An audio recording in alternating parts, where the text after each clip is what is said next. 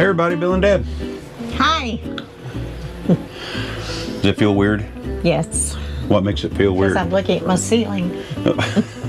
Well, you don't have to worry about looking at the ceiling. Let me scoot this over a little bit this way. We're experimenting with a different place to mount the camera when we do videos from the inside. One thing I know for sure is if I'm standing up, I've got to be sure and hold my stomach in. Right? Yes. Yeah. I might get out of breath sooner, you though. might lose your breath and not be able to talk as much. I know. Yeah, that could be a problem in itself, right? Yes.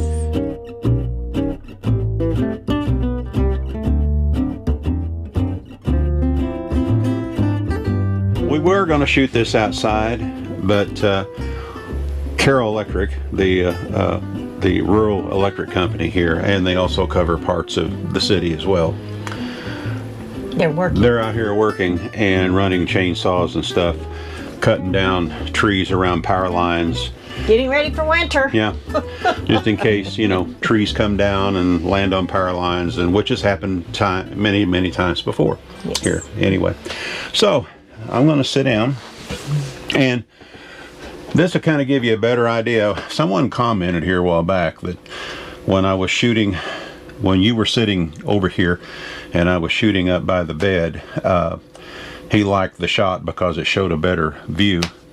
But I fear that we may look like we're little bitty. We are. But that's not a... Yeah, right. Right.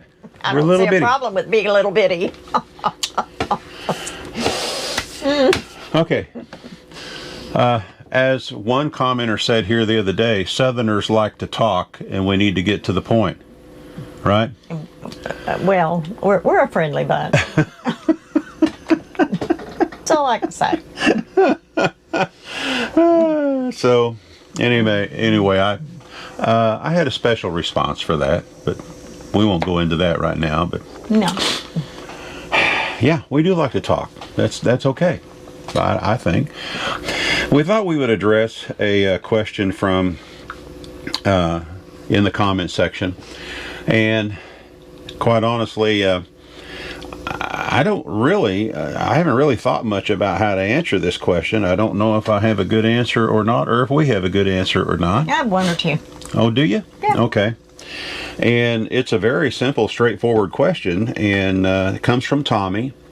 And Tommy says, been watching all your videos, have a question. Is a 8.5 by 24/28, in other words, 24 to 28 feet long, too large, you think?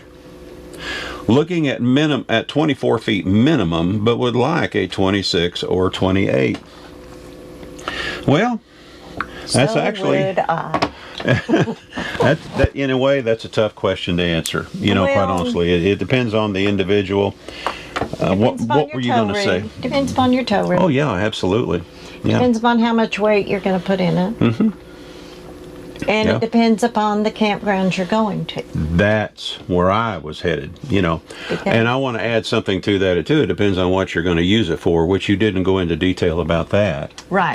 What you're going to use if it for. everywhere you go is nice and flat and level and easy spots to get into, then by all means, let's do the 28. Yeah.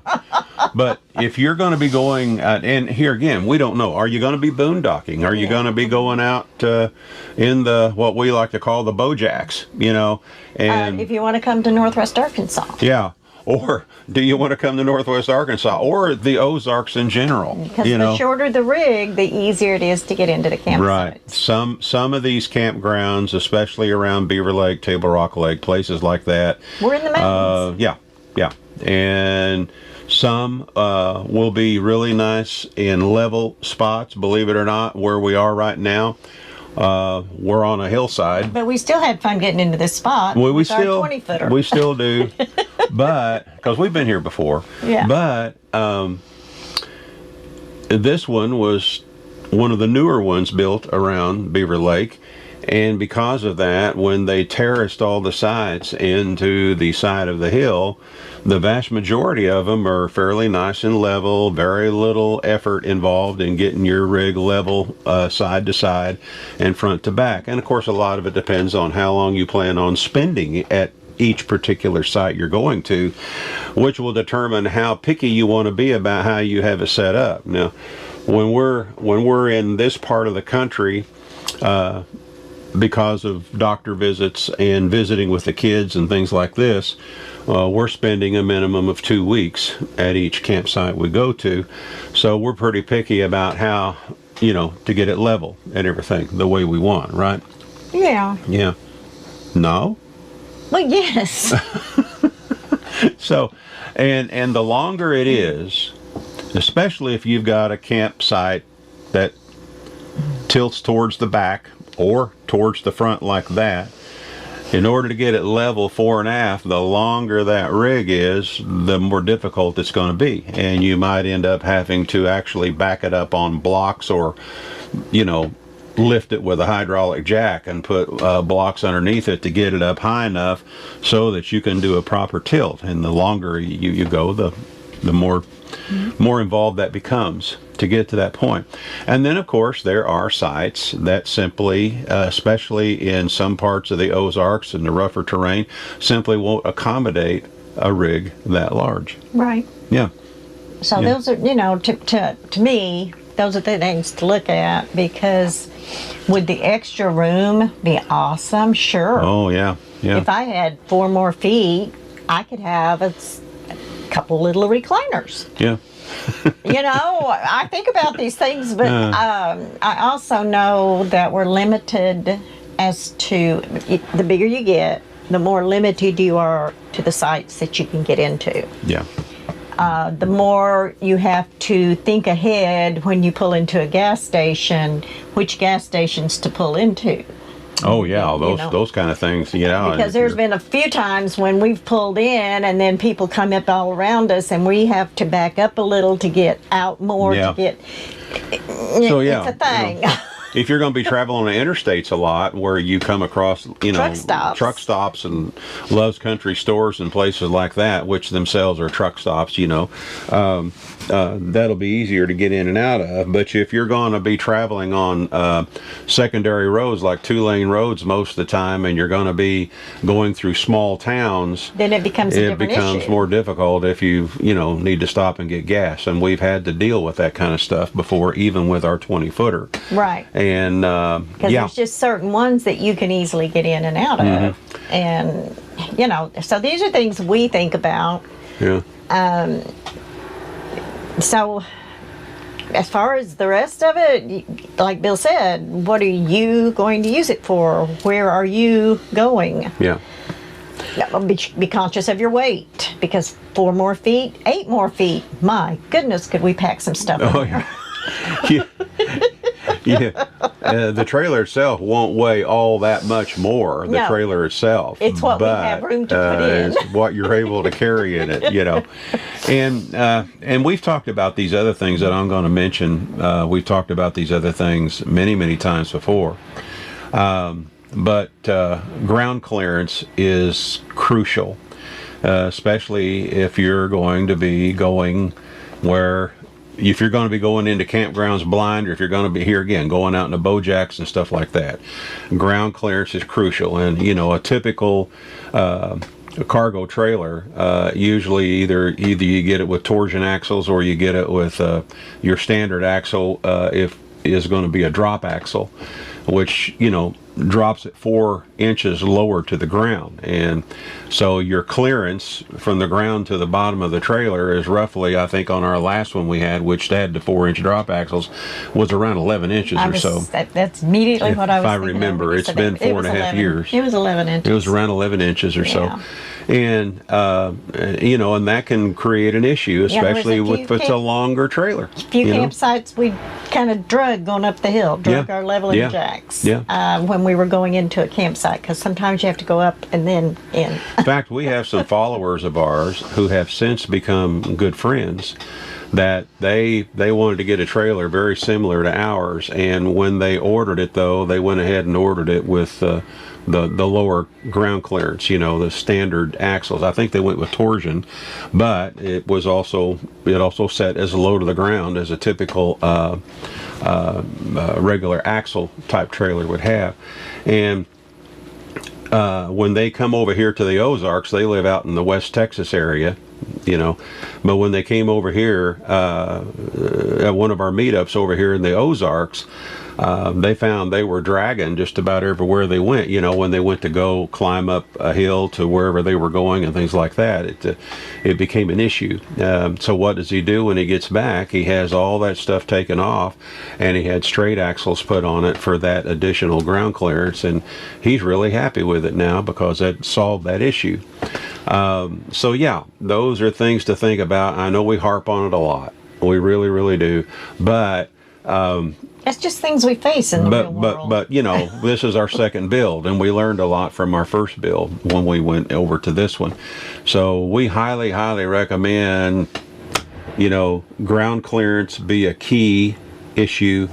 Strongly consider straight axles, or I understand they make kits if you want to go with torsion axles.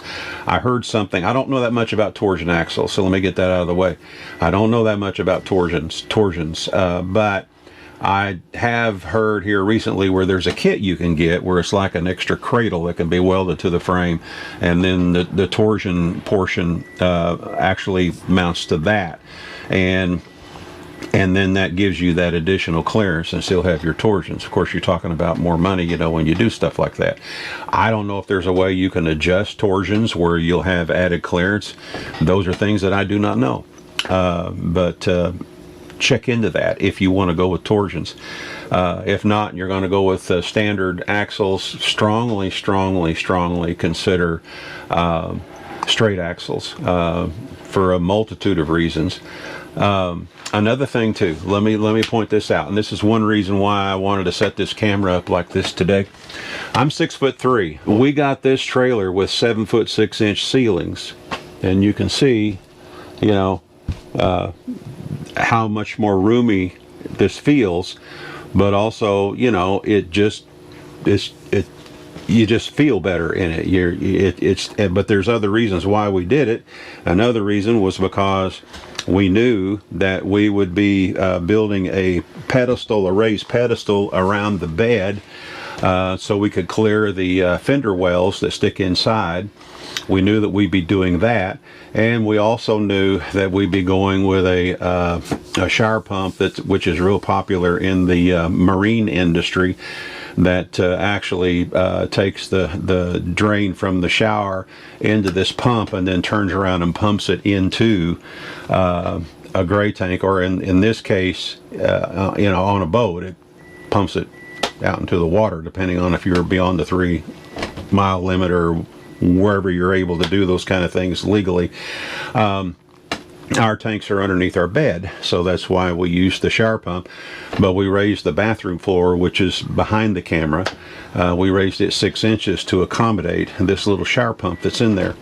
Little things like that. I strongly consider an extended tongue. If you haven't thought about it, I know we've talked about it so many times, but ask them about getting an extended tongue.